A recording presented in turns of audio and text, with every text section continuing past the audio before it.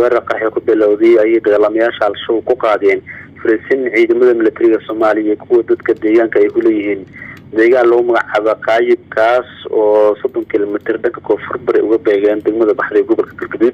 ديجان كاس وحقيب وكاد ديجان جدا بيجي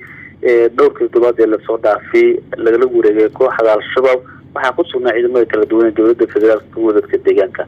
حال شيء قحيداتي كتير وشيء دجال توصل وإن كبنا لو ساعة كسر جودها ديجان كاسي taasoo keentay in qasaare xoog leh dagaalkaasi dagaalamayaasha Al-Shabaab ka soo gaaro isla markaasna ay la wareegaan ciidamada amniga dawladda federaalka kuwa dadka deegaanka saraakiil military iyo kuwa dadka deegaanka ee ku sugan deegaankaasi waxay warbaahintu xaqiijiyeen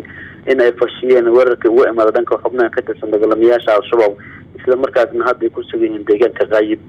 sidoodana ay deegaanka ammaankiisa u sugan yahay waxaa sidoo kale saraakiisha ciidamada ay xaqiijiyeen in dagaalkaas uu san wax khasaaraha ka soo gaar dhinacooda laakiin khasaare xoog leh dagaalamayaasha Al-Shabaab ay ku gaarsiiyeen deegaanka qaayib ee gobolka Galgaduud waxaa sidoo kale saraakiisha ciidamada amniga ay sheegeen in gaadiid dagaal Al-Shabaab ugu gubeen deegaanka sidoo kalena ay qabteen xubin nool oo Al-Shabaab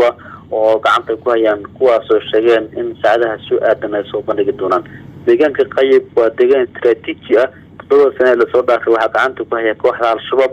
inta la wareegay ciidamada amniga waxaana deegaankaas dib ugu laabtay dadka deegaanka oo qoray looga barakaciyay oo ceelasha biyaha iyo xarunta gaadiinta loo gubay waxaana deegaankaasi uu sidoo kale ka mid yahay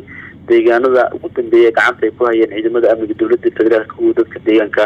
oo isgarabsanaya isla markaasna Al-Shabaab kala wareegay marka